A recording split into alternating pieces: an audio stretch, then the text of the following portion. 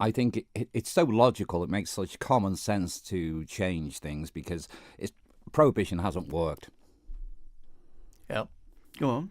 And people are waking up to the medicinal properties of cannabis.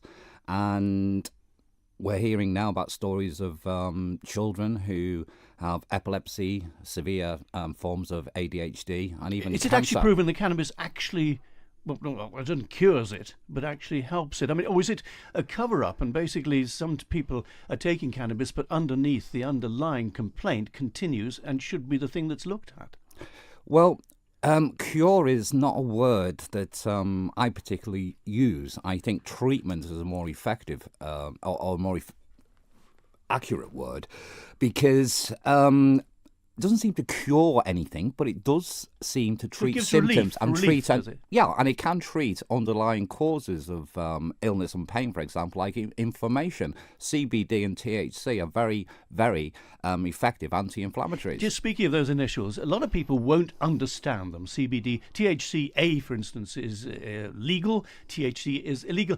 It seems that only people who are actually taking it for medicinal reasons at the moment, or for whatever reason, actually know what this is all about.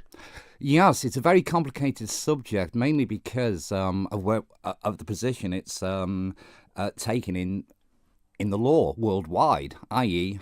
being deemed to have no medicinal value. But putting that to one side, the actual makeup of these drugs is difficult because there's so many of them and they're so different. Well, there are 5,000 individual varieties of cannabis plant, and the main difference between all these different varieties of cannabis plants is the combinations of cannabinoids. And each cannabis plant produces at least 80 different cannabinoids. That's CBN, CBD, CBDV, CBDA, some of which are legal, some of which are illegal. Can I just press on? In the evening, you actually said, hands up to those in pain. I think about 12 people put their hands up. You then proceeded to give them something that you kept in a pouch. You kept quite a few things in your pouch. Yes. Was it all legal, what you had in your pouch and was giving to them? Everything I had on me last night contained cannabinoids, and not just cannabinoids. There are other compounds that the cannabis plant produces. Was it legal, which though, are in the Isle of terpenes. Man? Was it legal? That would have to be debated in a court of law. Well, surely some things are legal, some things are illegal. Yes. At the moment, anyway. Yes, some of them are. And some cannabinoids change naturally. For example, if you have THCA, which is legal to possess, that will actually convert to THC naturally, which is illegal.